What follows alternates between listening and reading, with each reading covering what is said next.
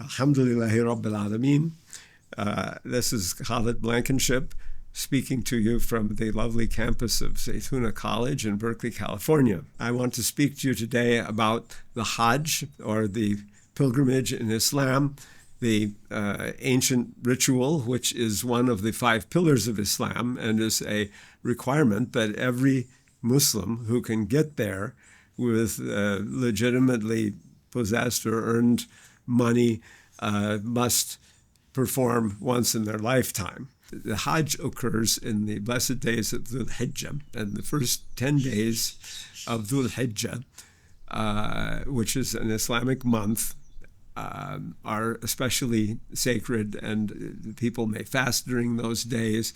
And is the time in Mecca where the pilgrims are gathering. And the Muslims in the rest of the world, even those who do not make the Hajj, and even those who do not ever make Hajj in their lives, nevertheless are celebrating the greater feast, or the Eid al-Adha, which is concomitant or happens at the same time as the Hajj.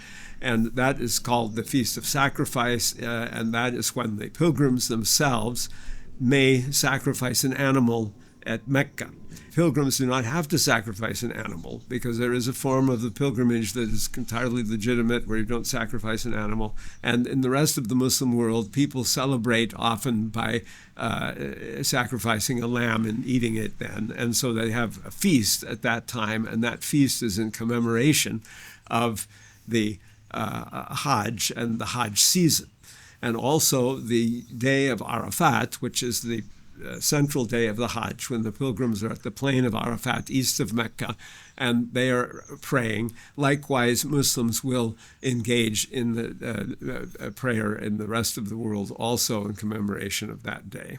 Pilgrim rituals are very, very simple. So they're a set of several rituals associated with it, which include circumambulating the house, walking back and forth between 2 rock outcroppings in memory of what was done by Hajar, the wife of Ibrahim in the ancient times, and also going to the plain of Arafat, which is about 15 miles east of Mecca, and standing and staying there and praying for a day when the gates of mercy are open from heaven, and that day to God to receive the prayers of the people all together in one place. So these are the rituals. And the point is that the rituals are very simple, but the main event really is the gathering of all these people together with the same purpose. And that kind of overwhelms everything else. So the rituals are kind of at the side of that in a way. And the centrality of it is more the gathering of all the Muslims with one purpose in the place. The pilgrimage is something that is very important to Muslims and something that has gone on throughout history. And it has had the effect of helping, first of all, to keep Islam united, because the pilgrims are all performing the very same rituals together, wearing the same garb, and having the same purpose. And all of that helps to bring them together in the same purpose and remind them of what is important in the religion of Islam, which is the worship of God.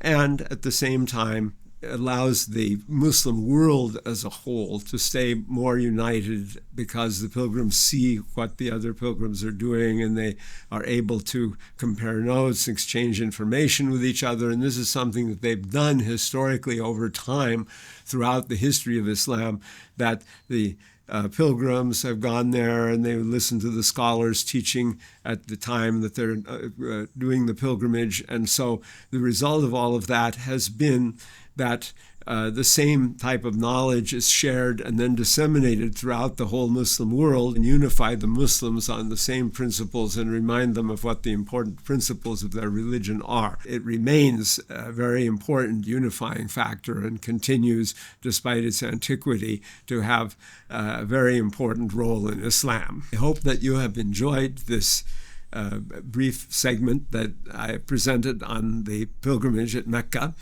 and that you have benefited from it. And I wish you go in God's peace. Wassalamu alaikum wa rahmatullahi wa barakatuh.